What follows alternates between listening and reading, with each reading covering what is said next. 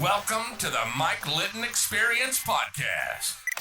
Mike has over 31 years' experience in real estate, finance, and investing. He's passionate about being a father, a teacher, a realtor, an investor, and a leader. Everyone has a story, and our passion is to help them tell it. And now, introducing the host of the Mike Litton Experience, Mike Litton. He led me to Christ.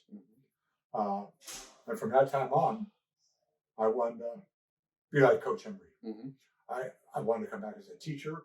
And if you asked any of my teachers at the time, for me to be a teacher, there's no way. No way. Because back then, when you were going to high school, you were either general pattern or college prep. Right. Of course, when I came out here as a freshman, nobody, okay.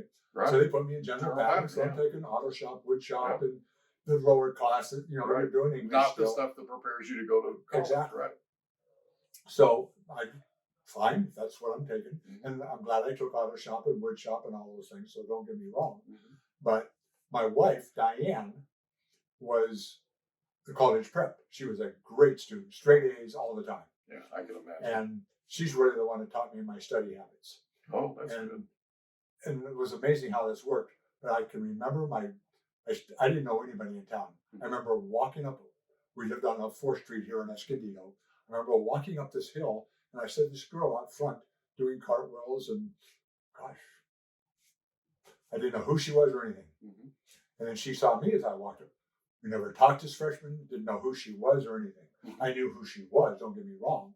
She was probably the most popular girl. She was always the queen of, the prince or the princess or the queen or whatever. That does not surprise me. And straight A student, CSF, and all those things. I was just the opposite of all that stuff. Right. And I knew her my sophomore year, nothing. I just didn't date anybody. I never asked a girl out, never did. So Coach Embry introduced me, led me to Christ, and gave me some direction. He said, Denny, you're capable of going to college if that's something you want to do, either through your football or just going to college if you want to be a teacher.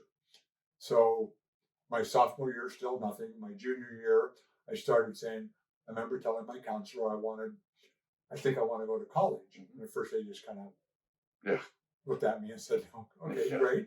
Good luck, right? So I started taking some classes I needed to take for that. And then Diane, again, now our junior year, this was 1959, and in fact, and we still celebrate our first date, August 22nd. Oh my gosh. That's coming up quick. It's coming up, yeah. And we still, I do something for her, she does it. We still recognize that. So I had never asked a girl out, and my friends kept saying, well, I think Diane's interested in you. And I knew I was interested in her, but so I thought she was out of my league, to be honest with you. Yeah. And so finally one night we had 2 bowling alleys in town. And it was the Palomar Lanes and Escondido Bowl. Back then, I don't know if you were here at that time. I wasn't here at that time. Oh, okay. But there was Palomar Bowl on one side of the freeway, then there was Escondido. Now it became the Department of Motor Vehicles in that area right now. It used to be Escondido Bowl. And we would hang out there and bowl. And we were at Palomar Lanes across at the other one. And I remember saying, why don't you just call her and ask her out? I said, So finally, there was a phone booth there, and I finally went in and called her, said who I was, all this stuff. And so she said yes, so we went out on our first date. It was a double date. And at that time, I had been injured in football, so I had this cast on me. Oh my gosh. And the guy that was the year ahead of me, this Steve Thurlow, who ended up going to Stanford, was an All-American there, played for the New York Giants as a running back and everything. Him and I were good friends. He was our quarterback when I was playing for Coach Embry. Right. And so he had this friend, Nikki Nord, who I knew and Diane knew. He says, well, let's double date. So, okay. So I'm in the back seat with Diane. Never really sat down and talked to her at all. But we're talking, and he decides that we're going to the beach. So here I am with this cast on. This is at night now. Right. So we end up doing that. And we're sitting on the beach because And they took off. I don't know where they went. Now, where was the cast? On this area here, I had broken my sternum. Oh my goodness! So they back then they casted you Yeah. here. Okay. Yeah. Okay. So anyhow, Wow. That is to make a long, to shorten this thing so we don't go on and on, Diane and I, she was the first girl I ever asked out. Mhm. So we started dating our junior year. And then obviously we both decided that we wanted to get through college. She was going to be an elementary school teacher. She had to go to school for 4 years. As a high school teacher, I had to go 5 years. You had to get that extra year. Wow. Okay. So anyhow, so we decided we would both wait until we got a job, we got through school. So we dated all those years. Very fortunate for that. And we're just, obviously now we're celebrating it'll be our 58. If you were looking at it, we've been together 67 of our years or whatever it's been, but 58 That's a of those long are time. married. 58 years. So when's your 58th wedding anniversary? July 1st. Oh my goodness. Yeah. So you just had it. Yeah. Well, happy anniversary. Oh, thank you. My parents are celebrating 57 next week. Oh, wow.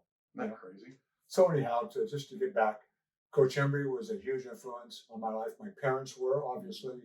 Coach Embry, as far as giving me a purpose in life and saying, because if you don't have a purpose, you just kind of, you could drift in all kinds of different directions. And a lot of kids do, let's be honest. Yep, a they lot do of kids still do do it. because they just don't have that influence. Exactly.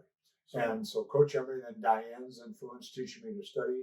We both went to Palomar for 2 years. okay, so did I. So, because I couldn't afford it, in all honesty, I couldn't Yeah, afford I it because I couldn't was living either. on my own at that time.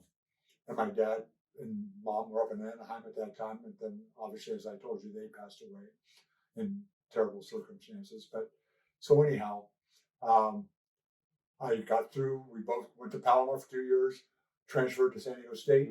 She got out a year ahead of me, got a teaching job, so we were putting money aside. And then when I finished up, that's when we got married in 1966. Gotcha. I was That's the year I was born. Well, you know how old I am.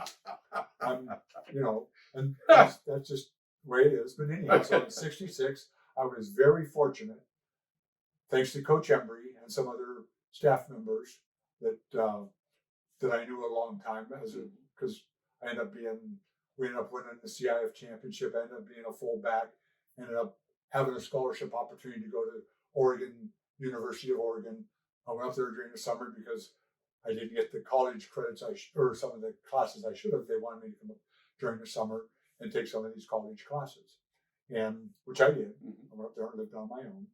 And unfortunately, one of the English classes I had, the lady hated athletes. Oh, and what a shame. I know that she didn't pass me. And I know that everything I turned in, to be frank with you, did I do a lot of it? Who do you think I had correcting? Oh, yeah, absolutely. Straight really good. Yeah. So I know the papers. And probably knows more than the teacher does. Yes. Yeah. So I know Diane. so the bottom line is she failed me. Oh my gosh. But they still offered me the scholarship. But I had been injured my senior year in high school with the sternum, and I had a back operation. Right. I had those two things. And finally back then, if the doctor you had to get a physical. If the doctor didn't approve you, correct, your scholarship was no good. Nowadays, they still honor the scholarships. Back then, they didn't. Right. So I came back, and that's when I went to Palomar. I tried to play there for a year. I wanted to really play for Don Coryell. Transferred there, couldn't pass the physical there. So I just, football, okay, fine. I'm going to coach. Right.